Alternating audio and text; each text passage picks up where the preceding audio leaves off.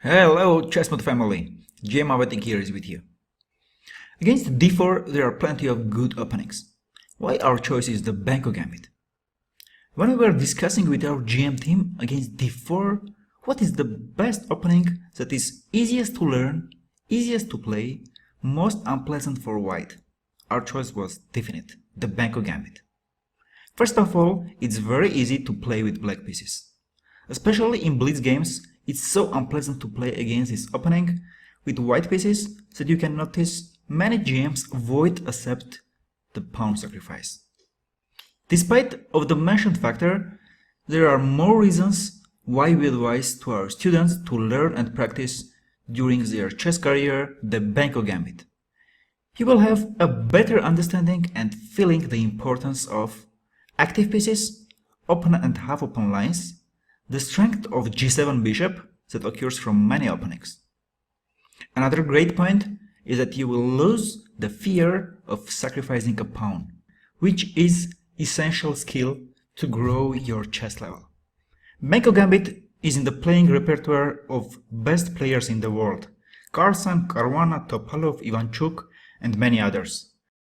We are sure that this is the best opening for the black to start with your chess career and your new path of accelerated growth with us. Moreover, it's just a big pleasure to play Benko Gambit with black pieces.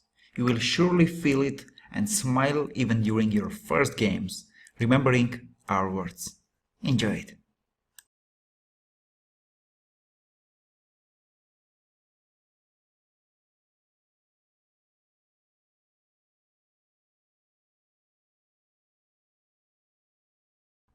Chessmod family, let's start from the main line.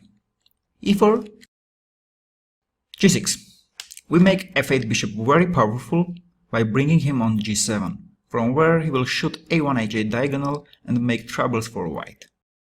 g3, white brings his king to g2, bishop g7, castle, and bd7. This is the main position of the main line. What are next moves of black? There are two half-open lines, and as we already know from the previous videos, we control the A line,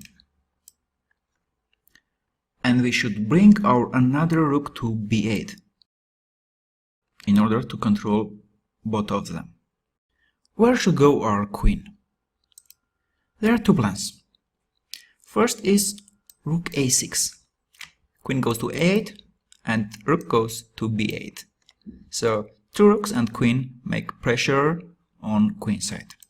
Another plan here is queen a5 with next move rook fb8 and putting immediate pressure on queen side. After that, we should think how can we bring our pieces to better position.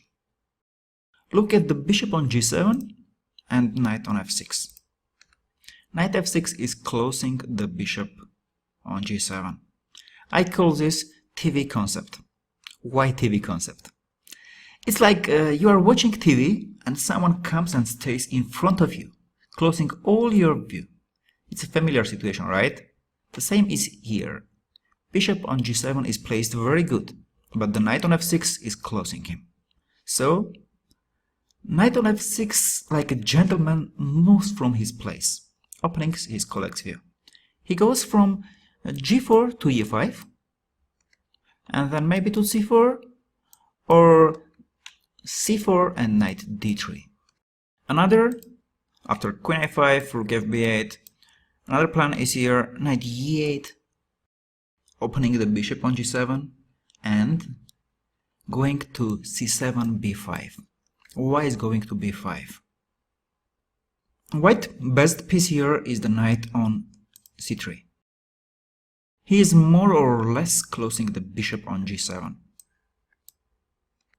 And knight on c3 is the best piece of white which protects the queen side. Because of that, if we change the knight on f6 to c3, our rooks with the help of g7 bishop will make even more pressure on queen side. Before going to some theory, I will show you some games that you can feel the position better. Let's go.